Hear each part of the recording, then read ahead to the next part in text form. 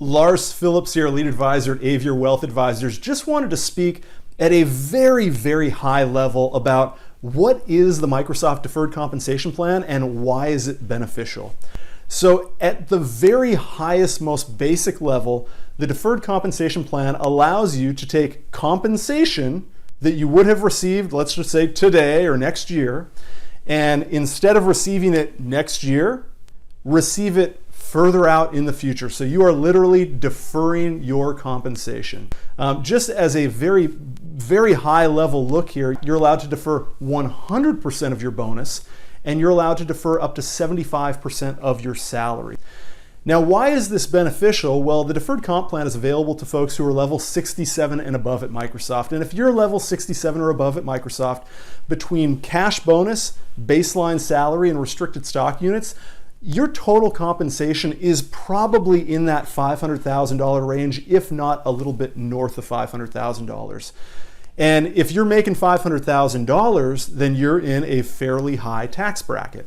And so if we can take some of those dollars that you would be receiving today and you would be taxed on today, and instead of receiving them today, we can push those out into retirement when your tax bill is presumably a lot lower, then this is something that's going to allow us to save a lot of money in taxes. So again, just as a very baseline example, if you have a base salary of, let's just say $200,000, and you have a bonus of, let's just say $60,000, you can defer $150,000 or 75% of base salary, and you can defer your entire bonus. And so in this sort of a scenario, you would be able to defer $210,000 from today until a time further in retirement. And we're going to recommend that when you do this deferral, that you spread out that deferral so that you're not receiving everything the day you retire, because then you could get some things that stack on top of each other and still end up paying a fairly high tax bill.